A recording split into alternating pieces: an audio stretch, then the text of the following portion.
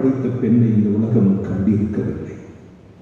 இவள் வாக்களிக்கப்பட்ட பெண், பாம்பின் தலையை நசுக்கியவள், தந்தையின் திருவுளத்திற்கு கீழ்ப்படிந்து தன் மடியையே முதல் பலிப்பிடமாக செய்து என்னை கடவுளுக்கு பலியாக ஒப்புக் கொடுத்த அற்புதத்தாய்.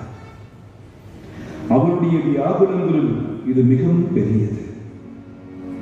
தன் மகனை தனக்கு மட்டும்தான் என்று வைத்துக் கொள்ளாமல் உலகத்திற்காக தியாகம் செய்த, இப்பொழுது இடி விழுந்தது போல் மனவேதனையோடு என் உடலை காயங்களை பார்க்கிறார்.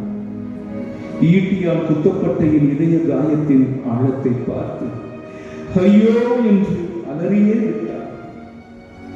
உலகத்தின் பாவத்தை பரிகரிக்க வந்த இரட்சகனின் தாய் அவர், உபரட்சகி. ஜெபம். அம்மா மரியே, தாயே, எங்களை மன்னிக்கிறது. உங்களுக்கு ஒரு காரணமாகிவிட்டேன்.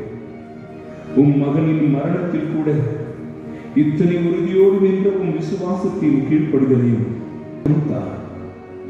என் பிள்ளைகளை இறை சேவைக்கு அர்ப்பணித்து வளர்த்து உண்மையுள்ள சீடத்தியாய் வாழ எனக்கு அருள்தாரும் அம்மா, அருள்தாரும். ஆமென்.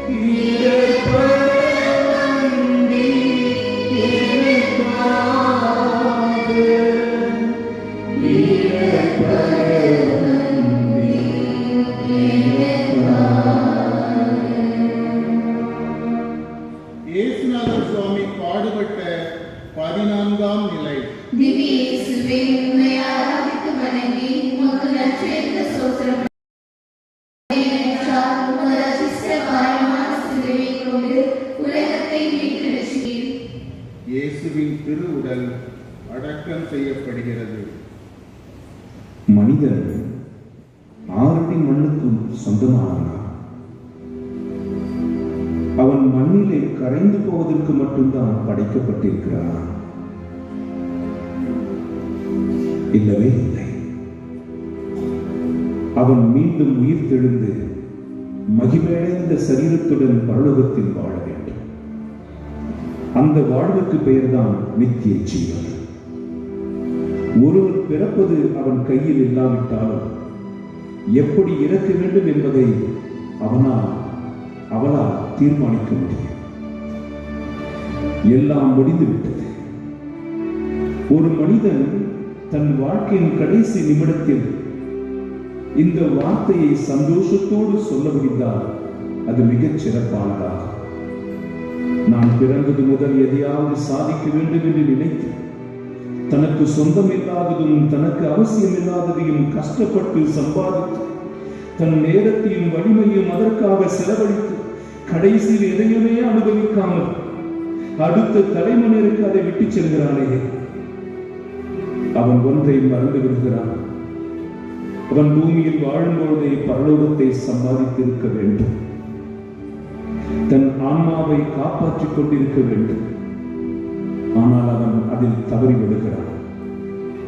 நானோ எனக்கென்று எதையும் சேர்த்து வைக்கவில்லை. சொந்தமென்று எதுவும் இல்லை. சொத்தும் இல்லை, சொந்த நிலமும் இல்லை. மாற்றானின் கல்லறையில் நான் அடங்கி விடுகிறேன். என் இறுதி பயணம் எப்படி நடந்தது என்பது முக்கியமல்ல. நான் எப்படிப்பட்ட மரணம் அடைந்தேன் என்பதை பற்றி நீங்கள் கவனம் செலுத்துங்கள்.